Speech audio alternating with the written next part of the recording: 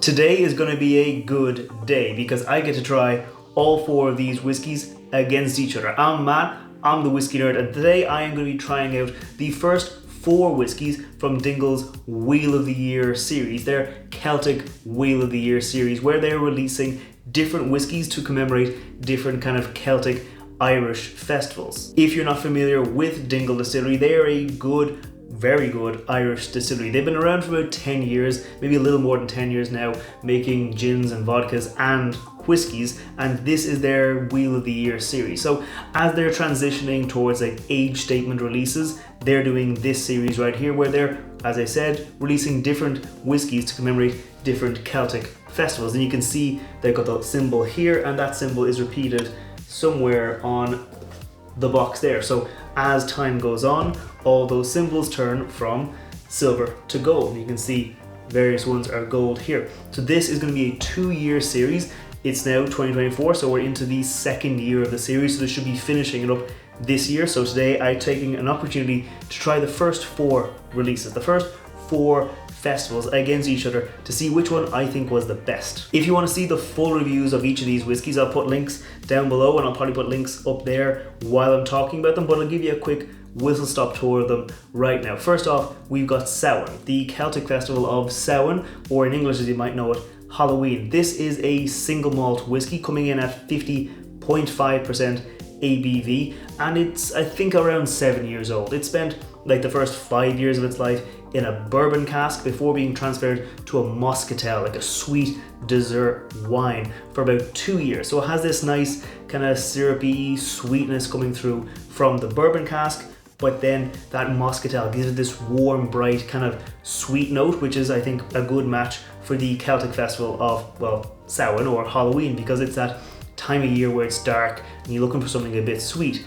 Next up, it's Lá le Bríde, St. Bridget's Day, or in the Celtic kind of festival, as you would call it, Imbolc. This is the springtime festival where things are coming back to life. The birds are singing, the animals in the farm are coming back to life. They're starting to kind of give birth. And so for this whiskey, it's again a single malt, again at 50.5% ABV, but this one was aged in bourbon and finished in a rye cask. So that rye gives it this kind of floral, herby, kind of fragrant note, this kind of fresh note, and I think that is a good match for the kind of springtime festival. Next up, it is Bealtaine, or May Day. This is the kind of festival to mark like the middle of summer, when things are at their warmest, the brightest, the freshest, all the crops have been planted, and you're just able to enjoy a bit of life. And it's a little bit different to the other one so far because this is a single pot still Irish whiskey. It also comes in at 52.5% ABV, so it's a little bit higher. Again, bourbon matured for about 5 years and finished for 2 years in Australian Shiraz wine cask. And if you can see the differences, I'm not sure if you can see it on the camera, but this one here is like almost pinkish red in color, whereas the rest of them are all the kind of standard yellowy kind of straw gold whiskey color. This one here, it's just kind of marking that fruity note, the fresh note, still a bit spicy, still that hot, still that energy of kind of that middle of summer, but it also still quite fruity. Last up, it is Lunasa. Lunasa commemorates the Harvest Time Festival. There's no real English kind of language equivalent to Lunasa. It's like kind of the Harvest Time Festival. In America, you might call it around about Thanksgiving, where you have that cornucopia, where you've got this kind of, you know, end of year, end of harvest, where you got this Harvest Time Festival. And this one here was matured in bourbon casks. Sorry, it's also a single malt at 50.5%, matured in bourbon casks and then transferred to a fresh bourbon cask at the end from the Widow Jane distillery to kind of double down on that sweetness, the fragrant kind of note you get from that bourbon, from that kind of grainy note, the sweet note, and those kind of nice notes you get through there. But that's all well and good on paper. How do they stack up against each other? And if you're able to see these on the shelves and you've only got space in your basket for one whiskey, which one should you get? Well, let's just dive right into it, starting off with the Samhain release, the Halloween release. Okay. Yeah, immediately fruity, spicy, quite sweet, quite syrupy. That muscatel wine, it's like a dessert wine. It's got this kind of syrupy, sweet texture to it. This one, much more, I'd say much more fragrant. This one, sweet, dessert. This one, fragrant, fresh, lighter. It's not as on the nose strong as the Samhain one, but Still fragrant and still light. Next up, the Shiraz finished one, the pot still whiskey, commemorating Bealtaine. Spicy, like peppery spice. Like it's got this kind of red wine, dark chocolate, tannin notes. It's probably about as sweet as the Samhain, the first whiskey, but it's less of that syrupy sweetness, more of that fruity, like dark wine notes coming through. And last off, the double bourbon, the Lunasa. Okay, this one, it's about as close to the La le Bride in terms of like the strength. Like these two here, much more present, coming out of the glass. This one, it's still sweet, it's still light. It's a little lighter. I think this one, the La le Bride, with that rye finish, a little bit more fragrant, a little bit more aroma coming out of the glass. So in terms of which one I think I'd like the most on the nose, it would be between these two. I think on the nose, I'd give it to the Samhain. This one has this nice syrupy sweetness, bit of spice, bit of heat, bit of kind of that wine influence coming through, but just a little bit more fun, syrupy and dense to explore. But what's more important is how they all taste. So I'm gonna give them all a little taste. I'm gonna talk about them a little bit more. Cheers.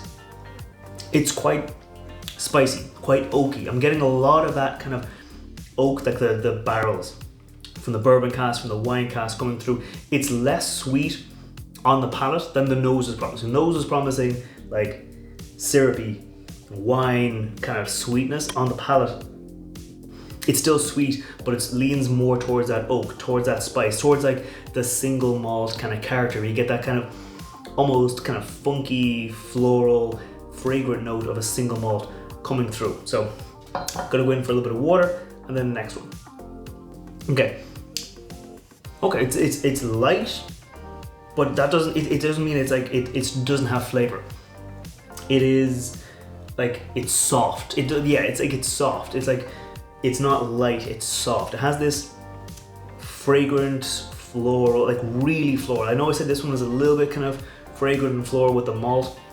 Here it's that rye cask influence. We get a little bit of like earthy notes, a little bit herbal kind of notes coming through. Like the Dingle single malt to begin with has this kind of herbal characteristic that La le Bride, the rye finish, has really kind of doubled down in on that. Yeah, also like these are both the same alcohol strength.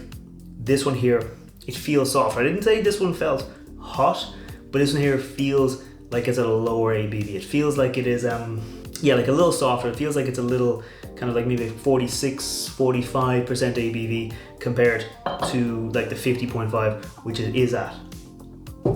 Next up, it is the Bealtaine, single pot still, coming in at a higher ABV than any of the other three.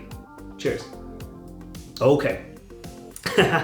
This one has probably the biggest change of any of them.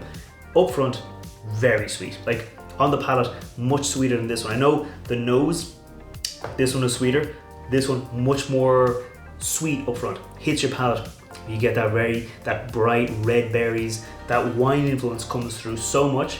And as soon as you swallow, as soon as it hits your throat, you get that peppery spice. Like Shiraz, red wine, it'll always have this kind of slightly peppery, slightly tannic note to it. Couple that with single pot still whiskey, which also has those kind of spicy black peppery notes, and you get a very spicy whiskey. It's not super spicy up front. I'll go in for another sip, but it was really spicy on the back end. Yeah, I let that sit with me for a little bit longer, and it's definitely leaning more. I can taste more of the spirit. I can taste more of the wine barrel influence as opposed to here where I got the wine barrel influence. With this one here, more of that oak. This one here, more of that wine coming through. You get that character of the wine coming through into the finished whiskey. And last up, the Dingle Lúnasa. Cheers. Super sweet, like really sweet. It is like it's that barley sweetness, but it's also like ginger snap cookies, a bit of like that caramelized ginger, brown sugar, cooked grains. This is super sweet. Like this is, if you're a bourbon drinker and you like that oak, you might not really like, well, you might like this. I won't say what you won't and won't like, but if you really like that oaky note, this one here, despite being aged in 2 bourbon barrels, It's not oaky, it is sweet. All that kind of the corn from the bourbon goes into the barrels, and then when the Irish whiskey comes in, it takes that corn sweetness back out. And here they've doubled down on this. It's super sweet, quite approachable. Again, like the La le Bride, feels kind of lower. It feels like it's like 45, 46%, but it is up at 50.5% ABV. Going for another sip. Yeah, just a super approachable whiskey. Really, really easy to drink this one. Really easy to just kind of enjoy it. There's maybe a little bit less depth in here than perhaps in the Bealtaine one. In this one here, where you had that bourbon cask influence and you had the wine cask influence to kind of go through, and you have a little bit more of an exploration. You kind of get different notes. A little bit more simple, but still a very good whiskey up front. Before I give my final thoughts on these whiskeys, if you're new here, scroll down, hit that thumbs up button, hit that subscribe button. I put out whiskey reviews every Wednesday, including reviews of all 4 of these whiskeys, and I'll be reviewing the next 4 whiskeys in the series as they come out. If you want to see those reviews, make sure you hit subscribe. And if you like cocktails, I put out whiskey cocktails every Friday, and I put out videos like this where I kind of talk about different things about whiskey every now and then on Monday. So if you want to see those, you got to be subscribed. But let's give these a bit of a ranking. So I think for me, if I was going to rank these, I might give them kind of 2 different rankings.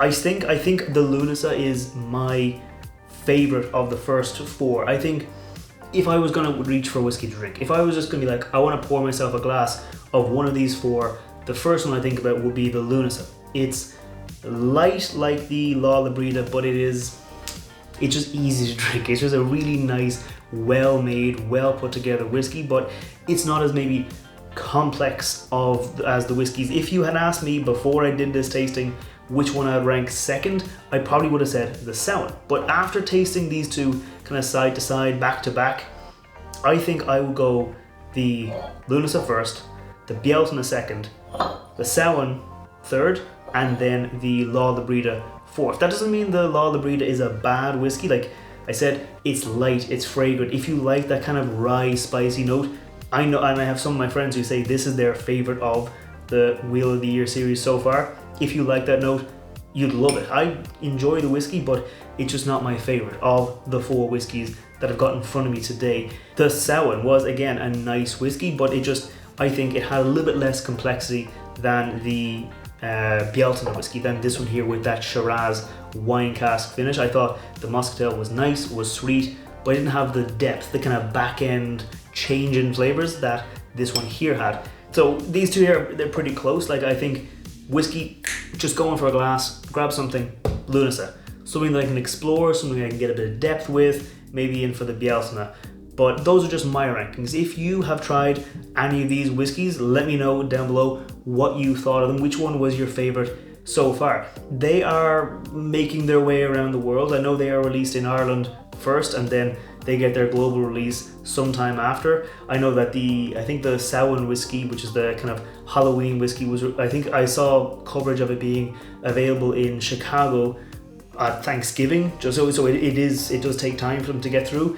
They are still available in most stores. Some stores sell out, but like my local like kind of grocery store, not even a proper whiskey store, still has like 3 bottles of this one on the shelf. So you can get out there, you can find them. If you like the sound of any of these, check out the full reviews. Like I said, the link down below. Find out which ones you like the sound of, maybe give them a go. But for me, I've got 4 very nice whiskeys in front of me, so I'm definitely going to enjoy the rest of the day, and I will see you next time. Sláinte.